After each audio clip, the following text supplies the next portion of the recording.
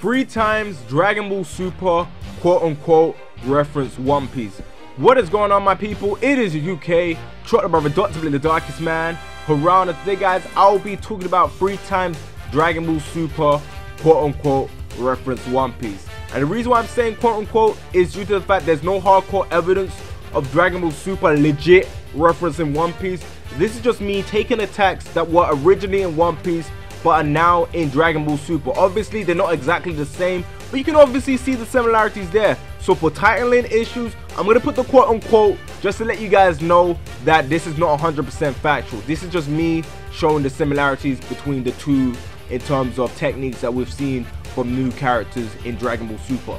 So if there's been a time for you guys to get that fried chicken, get that Kool-Aid, now is the perfect time, because the UK Trotter brother will be going ham on this video. So without further ado, let me just get on with this. At number 3, it is the similarity between Sanji and Basil. And when it comes to their similarities, there's only really 1 or 2 similarities that they have. And the first similarity is the fact that both of these characters love to use their legs when they're fighting. And another similarity that they have is the fact that when Basil powers up, he has an aura around his legs, at least in the first half, before he transforms into his bulky form. So in the first half of his fight against Majin Buu, he has an aura around his legs, and this really reminisces the technique known as Diable Jambe. And this technique is used by Sanji, and it debuted in manga chapter 415, 2006, June the 19th. And this technique in French means devil's leg. And the fact that it means that in French and is also known as a French cuisine is really clever from Oda, because Oda said if the Straw Hats had an area where they came from, he said that Sanji will come from France. So the fact that he put them together is really clever, or maybe was it just a coincidence? So at number 3, it is Sanji and Basil's similarity. At number 2, it is the similarity between Ribrianne and Boa Hancock. I know a lot of people do not like Ribrianne due to the fact that her fight with Goku kind of dragged and it kind of got annoying. And with the spoilers out there about Jiren versus Goku, a lot of people wanted to see that fight happen and wanted the Ribrianne stuff to get over and done with. But when watching that fight, seeing Ribrianne's techniques and her attacks, it really did make me think of Boa Hancock with her Mera Mera no Mi Devil Fruit. But the only difference between Boa Hancock and Ribrianne's ability is the fact that with Boa Hancock, she has the ability to turn any person that is attracted to her to stone. So if you're attracted to Boa Hancock and she hits you with them hearts and them beams, bruh, you will be turned to stone. It's just simple. The only person that did not get turned into stone was Luffy. At number 1, it is the similarity between the concept of Ultra Instinct and Observation Haki.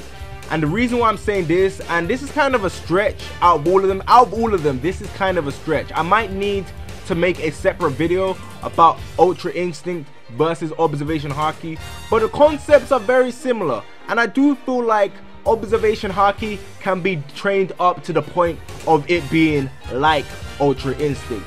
And the reason why I'm saying this is, if you are caught up to One Piece, you will know of a character called Katakuri, and he's trained up his Observation Haki to the point that he can see partially into the future. And even though he could see partially into the future, he couldn't see the fact that Sanji was able to dodge his attack, even though Sanji's guard seemingly seemed down.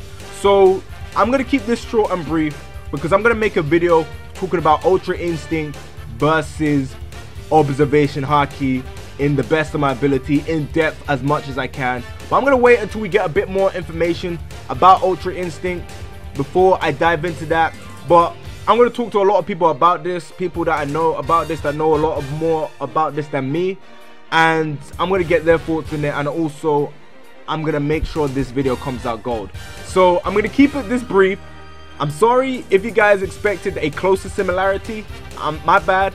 This part is to be continued, because I'm gonna go in depth in the video when it comes out.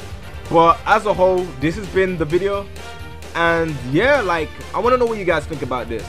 Leave your thoughts and opinions down in the comment section below, and let me know if you want to see Ultra Instinct versus Observation Haki video and the similarities between the two in depth. and this could really go real far. Yeah. But anyways, let me just wrap up this video. So please comment and subscribe.